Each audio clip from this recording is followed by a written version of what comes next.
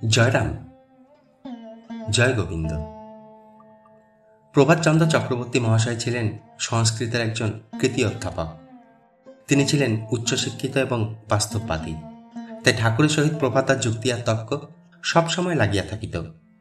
গুরু শিষ্যের বাদানুবাদ কখনো কখনো এমন জায়গায় চলিয়া যাইত যে বাকি ভক্তরাও ভয় পাইয়া যাইতেন। প্রভাতদা একদিন ঠাকুরকে একখানি দামি শীতবস্ত্র উপহার দিলেন, কিন্তু প্রভাতদা দেওয়া বস্ত্রখানি ঠাকুর নিজের কাছে বেশি দিন রাখিতে সক্ষম হইলেন না, দিয়ে দিলেন কোনো এক দুস্থকে।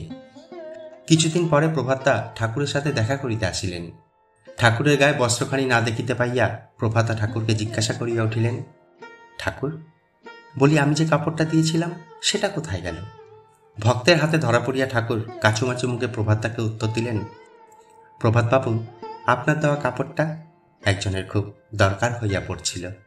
ঠান্ডায় প্রচণ্ড কষ্ট পাইতেছিলেন ওই ভদ্রলোক, তাই আমি আপনার দেওয়া কাপড়টা ওনারে দিয়া দিছি।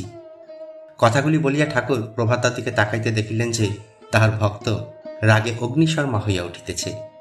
ভক্তের আগত মুখশ্রী দেখিয়া ঠাকুর নিজের শ্রীমুখ ভক্তের দিক হইতে ফিরাইয়া নিলেন আর অপেক্ষা করিতে লাগিলেন ভক্তের অগ্নিবাণের জন্য।